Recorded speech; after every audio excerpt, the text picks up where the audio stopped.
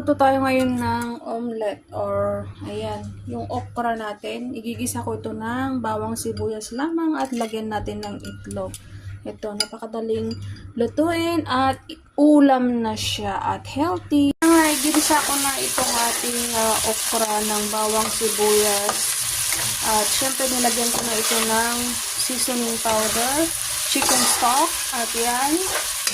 Igisa lang natin ito at ang gusto ko dito is half cook lang yung ating okra. At yan, pwede ko nang ilagay yung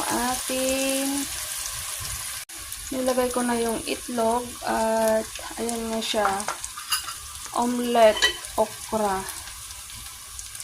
Ginisa lang ito ng bawang sibuyas at may panlasa na nilagyan ko ng seasoning chicken powder. Ayan, ulam na yan.